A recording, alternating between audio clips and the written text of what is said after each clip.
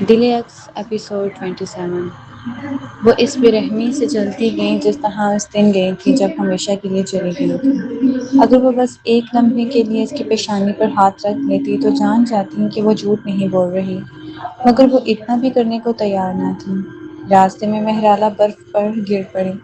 جب وجیہ الدین نے اسے اٹھایا تو اس نے مدھم آواز میں پوچھا، انکل وجیہ الدین، کیا آپ کو لگتا ہے کہ میری امی مجھ سے محبت کرتی ہیں؟ Gift baskets. یہ سوال وجیہ الدین کے دل کو چیر گیا۔ وہ کچھ لمحے بول ہی نہ سکا۔ پھر اس نے کہا، مس مہرالہ، دنیا میں کوئی ماں ایسی نہیں جو اپنے بچے سے محبت نہ کرتی ہو۔ مہرالہ کا چہرہ روشن ہو گیا۔ سچ؟ تو اس بار میں نے ان سے جھوٹ نہیں بولا؟ کیا آپ پلیز انہیں بتا دیں گے کہ میں اس بار واقعی بیمار ہوں؟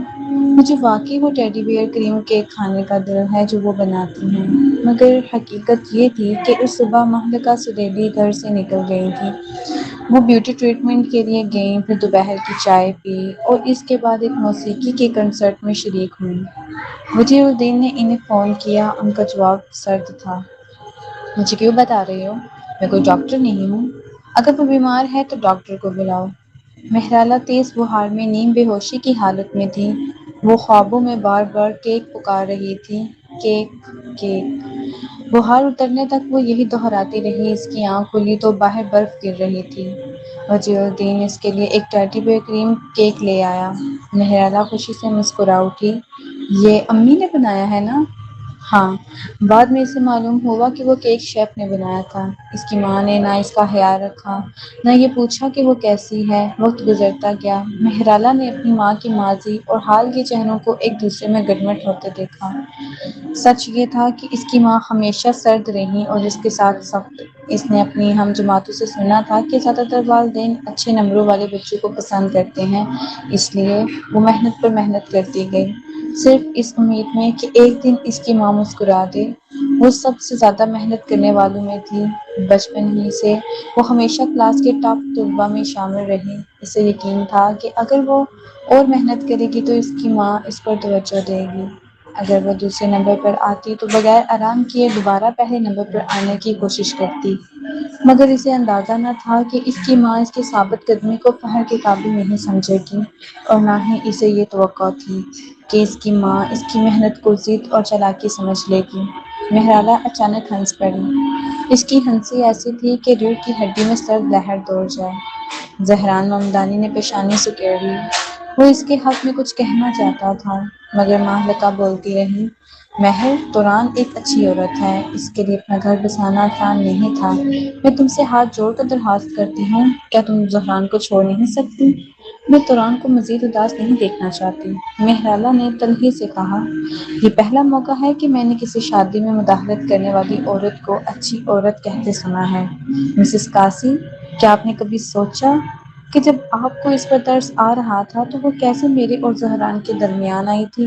میں ماضی پر بات نہیں کروں گی کیونکہ مجھے نہیں معلوم اصل میں کیا ہوا، مگر اب جب تمہاری طلاق ہو چکی ہے تو تمہیں حدود کا احترام کرنا چاہیے۔ تم صرف 21 برس کی ہو، میں تمہیں بیرون ملک کسی اسکول بھیج سکتی ہوں، تمہاری پوری زندگی ابھی باقی ہے۔ مالکہ نے آگے بڑھ کر مہرالہ کے چہرے کو چھونا چاہا۔ تم میری بیٹی ہو، میں دل سے چاہتی ہوں کہ تم بھی اپنی خوشی تلاش کرو۔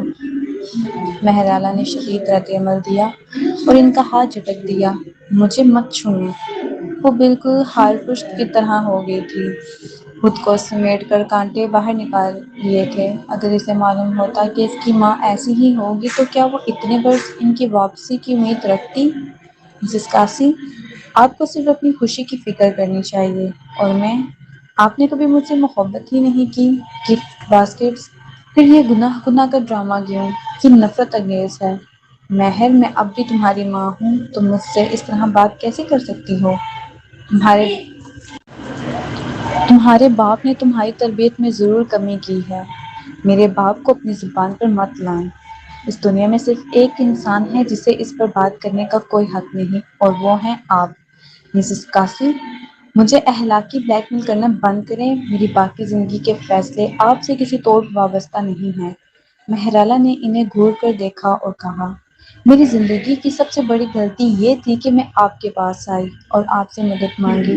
مہرالہ نے آنکھیں بند کر لیں۔ اسے خود کو برسوں تک مہلکہ کے پیچھے دوڑتے ہوئے دیکھنے لگی۔ وہ کبھی سمجھ نہیں پائی کہ اس کی ماں ہمیشہ ناخوش کیوں رہتی تھی۔ وہ ہمیشہ یہی سوچتی رہی کہ شاید اگر وہ زیادہ فرما بردار ہو جائے تو اس کی ماں خوش ہو جائیں گی۔ حتیٰ کہ جب مہلکہ برسوں پہلے چلی گئی تھی تب بھی جب اسے ان کی یاد آتی وہ ان کے لیے بہانے تلاش کر لیتی۔ وہ ہم سمجھتی تھی کہ اس کی ماں نے صرف کائف مہربان سے محبت نہ ہونے کی وجہ سے گھر چھوڑا تھا۔ وہ یہ بھی سمجھتی رہی کہ اس کی ماں کے پاس اپنی بیٹی کو چھوڑنے کی کوئی مجبوری ہوگی۔ جب تک اس کی دوبارہ مہلکہ سے ملاقات نہیں ہوئی تھی اس کے دل میں ان کی تصویر ایک نرم دل مہربان عورت کی تھی۔ وہ سمجھتی تھی کہ جیسے وہ اپنی ماں کو یاد کرتی ہے ویسے ہی اس کی ماں بھی اسے یاد کرتی ہوں گی۔ گفٹ باسکٹس، مگر اب جو لگ رہا تھا کہ ان دونوں کے جذبات ایک ہی سطح پر کبھی تھے ہی نہیں۔ مہرالہ نے گہرا سانس لیا۔ اس نے ایک بار پھر اپنے گلے میں جمع خون کے ذائقوں کو نگل لیا۔ جب اس نے آنکھیں کھولی تو وہ بالکل صاف اور پرسکون تھی۔ مہرالہ نے آہستہ مگر واضح لہجے میں کہا، مس پارکر، مسز کاسی، میں آج کے بعد آپ سے ہر رشتہ ختم کرتی ہوں۔ بس یہ سمجھ لیجئے کہ آپ کی کبھی کوئی بیٹی نہیں تھی اور میں یہ مان لوں گی کہ میری کبھی کوئی ماں نہیں تھی۔ مہلکہ نے زور سے مہرالہ کے منہ پر تھپڑ مارا۔ مہرالہ مہرپوش، تم سن بھی رہی ہو کہ میں کیا کہہ رہی ہوں؟ میں نے آخر ایسی باغی بیٹی کو کیوں جنم دیا؟ تم اتنی بدتمیز کیسے ہو سکتی ہو؟ مہلکہ نے سینہ پکڑ لیا اور غصے سے مہرالہ کو گھورتے ہوئے کہا، تم ایسی کیسے بن گئی؟ فریدون قاسی فوراً آگے بڑھے اور مہلکہ کا ہاتھ تھام لیا۔ وہ فطری طور پر اسی عورت کے ساتھ کھڑے تھے جس سے وہ محبت کرتے تھے۔ مہرالہ، تمہاری ماں صرف تمہاری بھلائی چاہتی ہیں۔ کیا تمہیں معلوم ہے کہ انہیں دل کا مسئلہ ہے؟ تمہیں انہیں اس طرح غصہ نہیں دلانا چاہیے۔ آؤ ان سے معافی مانگو۔ عام حالات میں دوران قاسی کو مہلکہ کی پرواہ نہ ہوتی، مگر چونکہ مہرالہ یہاں موجود تھی تو وہ اسے تکلیف پہنچانے کا یہ موقع ہاتھ سے جانے نہیں دینا چاہتی تھی۔ وہ مہلکہ کو تھام کر بولی اور مہرالہ کی طرف انگلی اٹھائی، مس مہرباش، مجھے معلوم ہے کہ آپ زہران کو مجھ سے چھیننے کا الزام مجھ پر ڈالتی ہیں، مگر چاہے کچھ بھی ہو آپ کو اپنی ماں کو اس حد تک ناراض نہیں کرنا چاہیے تھا۔ امی، آپ ٹھیک تو ہیں؟ وجیہ الدین، فوراً پانی لے کر آؤ۔ مہرالہ کو لگا جیسے دنیا ہی الٹی ہو گئی ہو۔ تھپڑ اسے پڑا تھا مگر ڈانٹ بھی اسی کو پڑ رہی تھی۔ مہلکہ کا تھپڑ بہت زور کا تھا۔ مہرالہ کے بال بکھر گئے تھے اور آدھا چہرہ بالوں میں چھپ گیا تھا۔ اس کی ٹھوڑی سے خون ٹپک کر فرش پر گرنے لگا۔ سب سے پہلے زہران ممدانی کی نظر پڑی۔ وہ فوراً اس کی طرف لپکے۔ کیا تم ٹھیک ہو؟ اس نے فکر مندی سے پوچھا۔ مہرالہ نے آہستہ آہستہ سر اٹھایا۔ اس کی ناک سے خون بری طرح بہہ رہا تھا۔ یہ عام ناک کا خون نہیں تھا۔ خون رکنے کا نام نہیں لے رہا تھا۔ زہران گھبرا گیا۔ سر اوپر رکھو۔ اس نے جلدی سے چند ٹشوز نکال کر اس کی ناک میں رکھے مگر وہ فوراً خون سے بھیگ گئے۔ مہلکہ بھی گھبرا کے آگے آئیں۔ یہ کیا ہو رہا ہے مہرالہ؟ میں نے تو تمہاری ناک پر نہیں مارا تھا۔ وہ اسے ٹشو دینا چاہتی تھی مگر مہرالہ نے ان کا ہاتھ زور سے جھٹک دیا۔ مجھے مت چھوئیں۔ مہرالہ نے فریدون قاسی کی طرف دیکھ کر کہا، مسٹر قاسی، کیا میں آپ کا واش روم استعمال کر سکتی ہوں؟ ہاں، فوراً جاؤ، فریدون نے بے چینی سے کہا۔ اسے افسوس ہو رہا تھا کہ وہ اس ماں بیٹی کے معاملے میں کود پڑا۔ مہرالہ اکیلی واش روم میں گئی اور دروازہ بند کر لیا۔ جیسے ہی اس نے سر جھکایا ہونہار کی صورت بیسن میں بہنے لگا۔ صرف ناک ہی نہیں اس کے گلے میں بھی خون تھا۔ اس نے خون کی الٹی کی اور اسے بیسن میں گھومتے دیکھا۔ کیا وہ مر رہی تھی؟ زہران دروازے کے پاس کھڑا تھا۔ اس کی بھویں سختی سے جڑی ہوئی تھی۔ اسے لگا تھا کہ مہرالہ ٹھیک ہوگی۔ آخرکار کچھ ہی دن پہلے اس کا مکمل میڈیکل چیک اپ ہوا تھا مگر اس کی ناک سے بہنے والا خون عام ناک کے خون سے کہیں زیادہ تھا۔ وہ رک ہی نہیں رہا تھا۔ یہ منظر واقعی خوفناک تھا۔ زہران کے چہرے پر پریشانی دیکھ کر مہلکہ ہوش میں آئی۔ انہوں نے کہا، فکر کرنے کی ضرورت نہیں، یہ ہمیشہ بیمار ہونے کا ڈرامہ کرتی آئی ہے۔ دوران قاسی نے بھی بات بڑھائی، امی، مجھے نہیں معلوم تھا کہ وہ اتنی چالاک ہے کہ توجہ حاصل کرنے کے لیے ایسا طریقہ اپنائے گی۔ بالکل، مہلکہ نے سخت لہجے میں کہا، یہ بچپن سے ہی مکار رہی ہے۔ اس کے باپ نے اسے حد سے زیادہ لاڈ دیا، اس لیے آج یہ اتنی بگڑی ہوئی ہے۔ پھر مہلکہ نے زہران کی طرف دیکھ کر کہا، زہران، اس کے قریب مت آؤ، یہ ہمیشہ صحت مند رہی ہے۔ ایک تھپڑ سے اتنا خون بہنا ممکن ہی نہیں۔ میں نے اس کی ناک کو چھوا تک نہیں تھا۔ پھر ادھر قاصی نے کہا، بس کرو، اب مزید مت کہو۔ ناک کا خون کیا کوئی مذاق ہے؟ مالکہ نے فوراً پلٹ کر جواب دیا، آج کل کیا ہے جو جاری نہیں ہو سکتا؟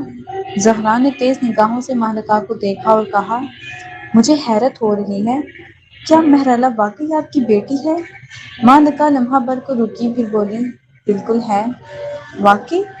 زہران کے لہجے میں شدید طنز تھا۔ مجھے تو لگا تران آپ کی اصلی بیٹی ہے۔ مالکہ کو سخت صدمہ پہنچا، مگر وہ جواب نہ دے سکی۔ وہ کچھ کہنا چاہتی تھی کہ اسی لمحے دروازہ کھلا اور مہرالہ باہر آ گئی۔ اس کے سینے پر خون کے گہرے بکھرے ہوئے دھبے تھے کیونکہ وہ وقت پہ بچ نہ سکی تھی۔ اس نے عارضی طور پر ٹشو سے ناک بند کر رکھی تھی۔ اس کا نازک چہرہ بے حد سفید پڑ چکا تھا۔ وہ ایسے لگ رہی تھی جیسے ذرا سی ہوا بھی اسے گرا دے۔ مالکہ کو ذرا بھی ندامت نہ ہوئی۔ انہوں نے کہا، بتاؤ، کیا تم اب بھی بیمار ہونے کا ڈرامہ کر رہی ہو؟ میں نے تو تمہاری ناک کو ہاتھ بھی نہیں لگایا تھا۔ اب بھی؟ ان کے دل میں بیٹی کے لیے فکر نہیں، بلکہ الزام تھا۔ مہرالہ نے مالکہ کو جواب دینا بھی ضروری نہ سمجھا۔ اس نے انہیں ایک طرف دھکیلا اور باہر کی طرف بڑھ گئی۔ اب اسے سمجھ آ چکا تھا کہ ماں کی محبت کی خواہش اسے شروع ہی میں نہیں کرنی چاہیے تھی۔ گفٹ باسکٹ زہرا نے اس کی کلائی مضبوطی سے تھام لی۔ یہیں رکو، میں کسی کو بلاتا ہوں جو تمہیں اسپتال لے جائے۔ مہرالہ رک گئی۔ اس نے زہران کے فکر مند چہرے کو دیکھا۔ ماضی میں شاید وہ خوش ہو جاتی، مگر اب اس کے دل میں صرف املا انتہا نفرت تھی۔ اصولاً زہران اور مالکہ ایک جیسے ہی تھے، تقریباً کوئی فرق نہیں تھا۔ دونوں کے پاس اس کے لیے کچھ نہیں تھا، مگر دونوں ہی فکر کا ڈرامہ کرتے تھے۔ مہرالہ سیدھی کھڑی ہوئی اور سنجیدگی سے زہران کو دیکھا۔ اگر میں یہ چاہوں کہ تم خود مجھے اسپتال لے کر جاؤ تو؟ یہ الفاظ جیسے زلزلہ تھے، سب پر سکتہ طاری ہو گیا۔ زہرا نے تیوری چڑھا کر کہا، مہرالہ، یہ تماشا بند کرو۔ مہرالہ کے گلے میں اب بھی خون کی بدبو تھی۔ وہ مسکرائی اور بولی، زہران، اگر میں تم سے کہوں کہ تم میرے اور تران کے درمیان کسی ایک کو چننا ہے تو تم کس کو چنو گے؟ فریدون قاصی نے زہران کو گھور کر دیکھا۔ اسی لمحے فریدہ اور قاصی بھی کہیں سے آ گئے۔ انہوں نے اپنی لاٹھی زور سے زمین پر ماری اور کہا، بالکل یہی سوال میں بھی پوچھنا چاہتا ہوں زہران، تم اس کے ساتھ جاؤ گے یا یہاں رہو گے؟ تمہیں اپنی پرانی محبت اور نئی محبت میں سے ایک کو چننا ہوگا۔ زہران اب سمجھ چکا تھا کہ پچھلے 2 دنوں سے مہرالہ کا خاموش رہنا صرف وقت حاصل کرنے کے لیے تھا۔ اب اس نے اپنے پنجے نکال لیے تھے۔ فریدون قاصی نے بھی کہا، بولنے سے پہلے اچھی طرح سوچ لو، اگر تم مہرالہ کو چنتے ہو تو میں اعلان کر دوں گا کہ تمہاری شادی منسوخ ہے۔ ابا! تران قاصی نے پاؤں پٹھا۔ وہ واحد تھی جو حقیقت جانتی تھی اور وہ نہیں چاہتی تھی کہ بات یہاں تک پہنچے۔ خاموش رہو، فریدون قاصی نے سختی سے کہا۔ شادی سے پہلے ہی وہ کسی اور عورت کے بارے میں سوچ رہا ہے۔ اگر تم واقعی سے شادی کر لیتی تو آگے کیا ہوتا، کوئی نہیں جانتا۔ ہم یہ سب تمہارے بھلے کے لیے کر رہے ہیں، فریدہ قاصی نے فیصلہ کن انداز میں کہا۔ ٹھیک ہے، چونکہ سب یہاں موجود ہیں، آج ہی مجھے جواب چاہیے۔ اگر تم مہرالہ کو چنتے ہو تو میں تمہارے لیے راستہ آسان کر دوں گا۔ ایک مرد کو اپنے عمل کی ذمہ داری لینی چاہیے، لیکن اگر تم میری پوتی کو چنتے ہو اور اس کے ساتھ اپنا رشتہ جاری رکھتے ہو تو پھر میرے کسی بھی اقدام کا الزام مجھ پر نہ ڈالنا۔ سب کی نظریں زہران پر جم گئیں۔ وہ کس کو چنے گا؟